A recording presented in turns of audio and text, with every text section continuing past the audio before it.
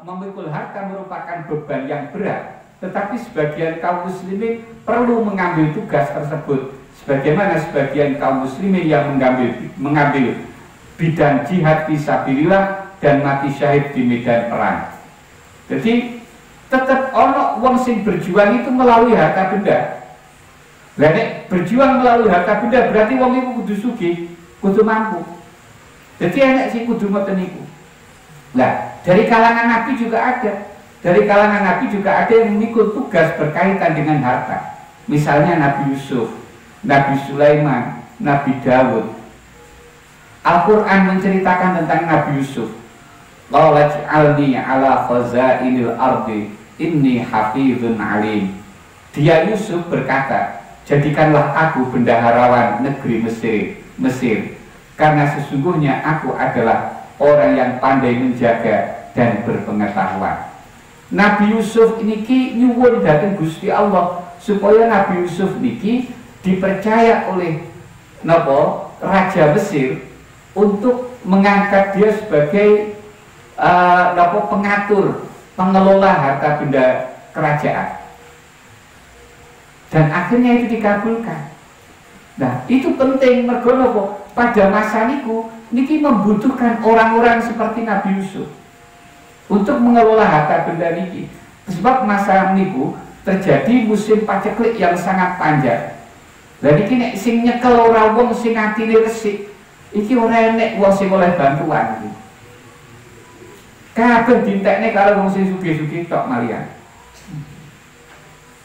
Makanya niki perlu dicekel kados tiyang Nabi Yusuf niki. Nabi Yusuf mengetahui sifat dirinya dan kemampuan yang ada padanya. Beliau telah menjalani kehidupan yang membuat harta tidak sedikit pun menguasai hatinya. Beliau juga mengetahui kemampuan mengurus harta yang Allah karuniakan kepadanya. Demi kebaikan Nabi Yusuf menawarkan dirinya kepada raja untuk memegang jabatan pengurus harta kekayaan kerajaan Mesir. Raja menyetujui permintaan Nabi Yusuf itu dan beliau membuktikan kewibawaan dan kebijaksanaan beliau dalam bidang tersebut. Sehingga dengan kebijaksanaan, kearifan Nabi Yusuf, rakyat Mesir pada saat ini bisa selamat dari bahaya paceklik pada saat ini. Contoh lagi Nabi Sulaiman. Nabi Sulaiman juga mengurus kekayaan dan kekuasaan. Beliau mempunyai sifat-sifat yang terpuji. Allah memanggil hambanya Sulaiman sebagai sebaik-baik hamba. Jadi Nabi Sulaiman ini orang raja juga orang kaya.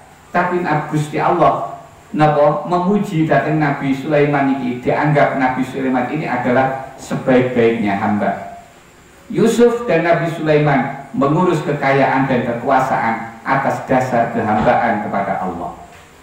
Wa wahabna li Dawud Sulaimana nikmal abdu innahu awwab. Terus Nabi Sulaiman memohon kepada Allah agar dikaruniakan kepada beliau kerajaan yang besar. Kedua nabi ini, Nabi Yusuf dan Nabi Sulaiman, meminta untuk mengurus bidang tertentu. Ternyata bahwa orang yang bisa mengurus dengan adil bidang tertentu adalah orang yang benar-benar mengenali dirinya, mempunyai keyakinan yang teguh, hati yang bulat, dan sifat kehambaan yang sebenar-benarnya kepada Allah. Makanya siapapun yang ditakdirkan mengurus bidang kekayaan dan kekuasaan haruslah menjalankan amanah Allah itu atas dasar kehambaan kepadanya dengan sebaik mungkin. Jadi penting wong Islam niku sugih, penting wong Islam niku punya harta yang banyak. Tetapi lebih penting lagi, orang Islam yang seperti ini harus mendasarkan bahwa apa yang dimilikinya ini adalah merupakan sarana dia untuk beribadah datang Gusti Allah. Sehingga dengan landasan itu, harta benda ini akan sangat bermanfaat untuk dirinya sendiri juga orang banyak. Niku prinsipnya teng mriku. Artinya jangan sekali-kali harta benda itu dicari, harta benda itu dikumpulkan hanya sekedar untuk memenuhi kepuasan nafsu saja. Ini yang paling penting. Jadi tidak mutlak wong sugih niku elek. Bahkan wong sugih kadang lebih baik daripada orang yang tidak punya. Tidak semua orang yang tidak punya itu baik.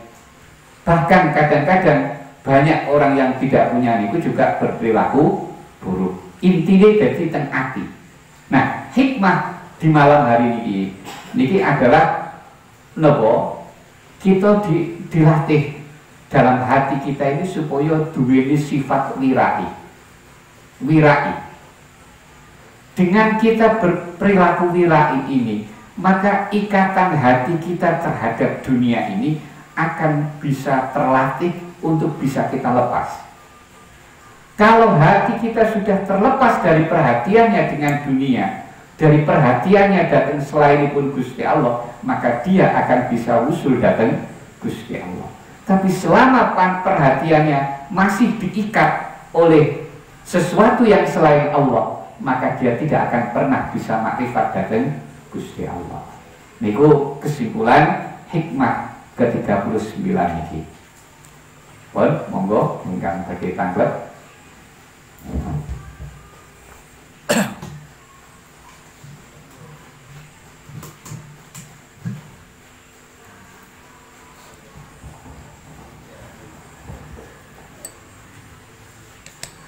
Niki cocok boten setengah songo. Boten cocok nih.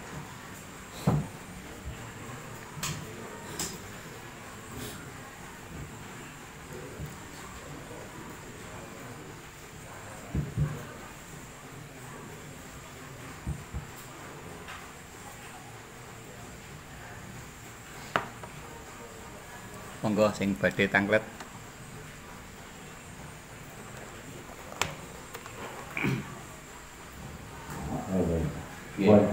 Monggo. Wonten makalah liyungfik du sa'atin min sa'atihi. Ketika Saleh memang benar-benar tidak atau belum punya harta, mengarahkan harta, namun punyanya hanya kesempatan, seperti ketika ada bangunan itu cuma bisa menyumbang tenaga misalnya. Itu apa juga termasuk usaha di sini? Terima kasih. Ampun. Saged mawon, jadi dia bersedekah itu tidak harus dengan harta benda. Sedekah itu dengan apapun yang bisa dia berikan untuk menutup kebutuhan. Sehingga pomo DR sedekah bondo orang duwe ini kemampuan tenaga, itu cukup untuk sarana dia bersedekah. Mulanya termasuk jalan untuk bersedekah itu macam-macam. Seperti halnya panjenengan meringankan hutang orang yang kita hutangi, hutang dari kita. Jadi misalnya hutangnya 1 juta, terus jenengan wis sampean sahur separuh wae 500, iki ya wis sedekah. Apa meneh jenengan apa ngutangi wong, mari ngono terus sampean ngomong wis gak usah sampean sahur, tak bebasne utangi sampean, iki ya sedekah. Bahkan yang lebih ringan lagi sedekah termasuk mesem. Artinya mesem itu ramah dengan orang lain, itu termasuk sedekah. Itu cara sedekah yang paling ringan niku. Jadi jalan untuk menuju sedekah niku kathah sangat. Enten malih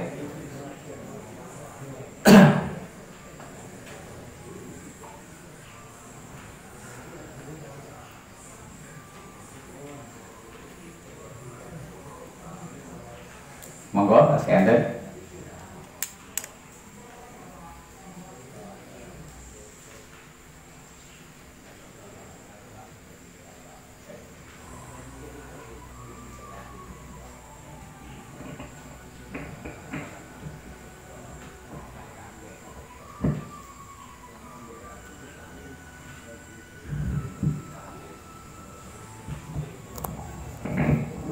Wonten Gus.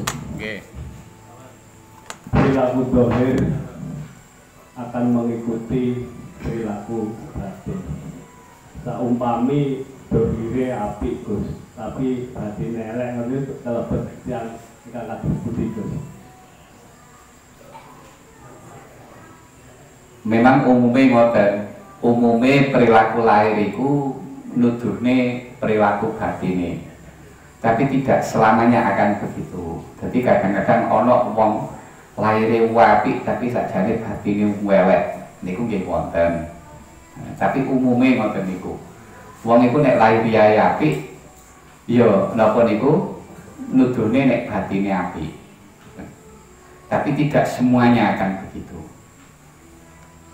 Ampun. Kasih enten.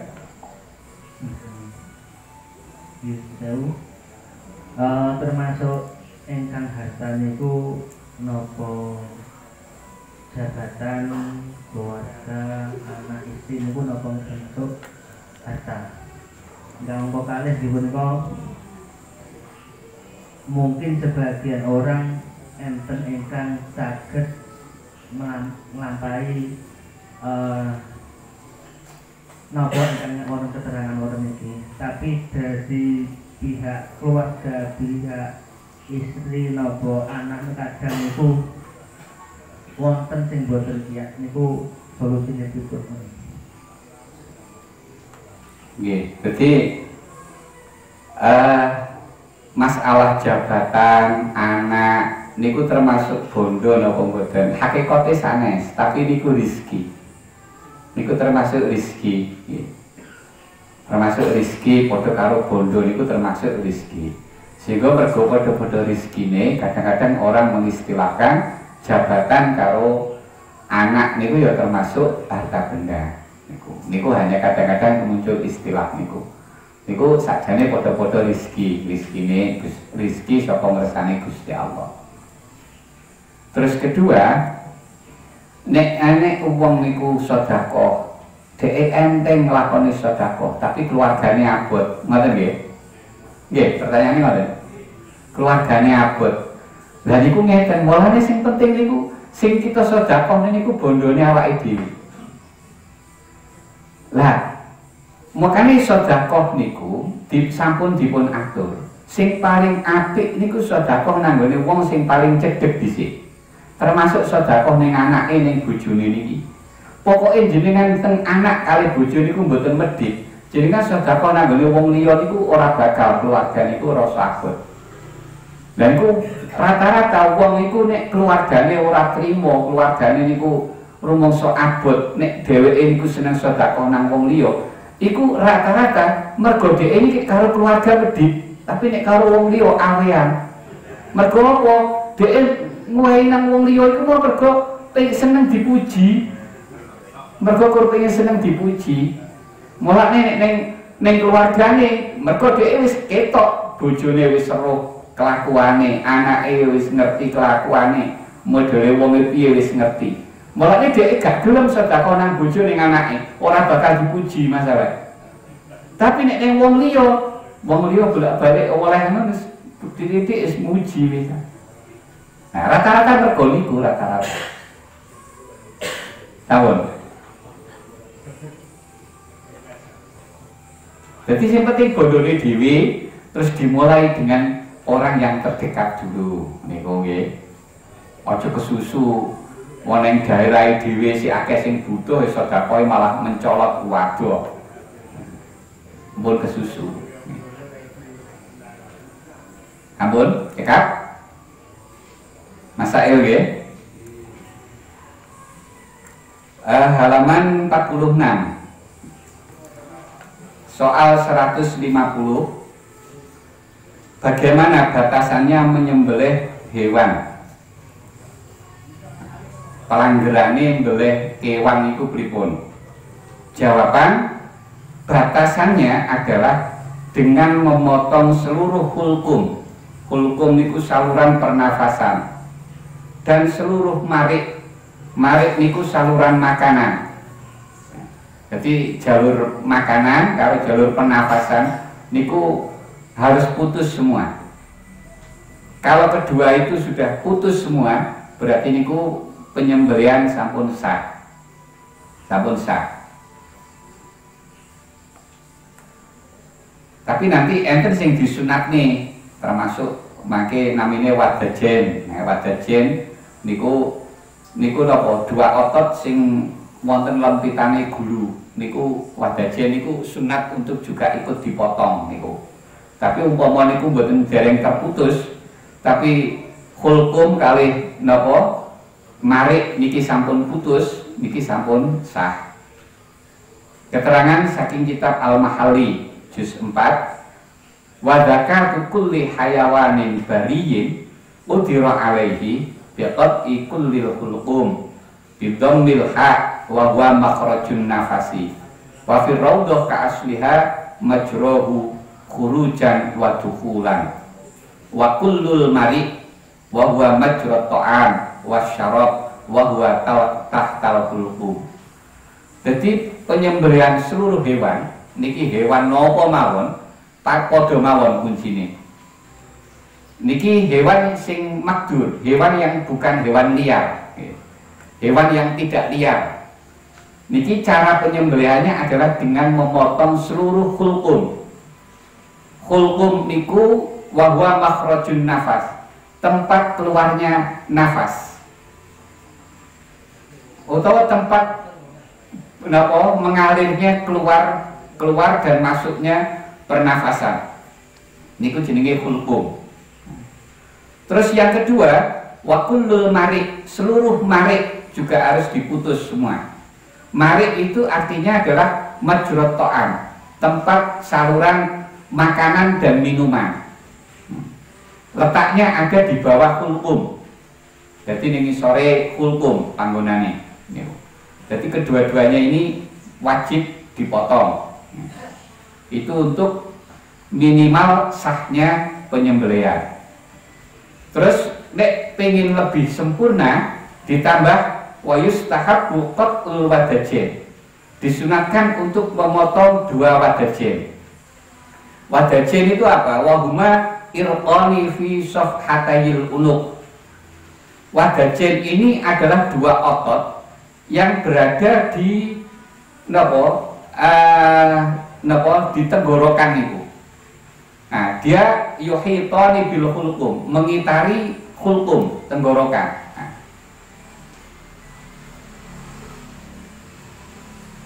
Nah, niki sing sunat, mangke niki tidak wajib, berarti wadajen niki memotongnya hanya sunat, tidak sampai wajib.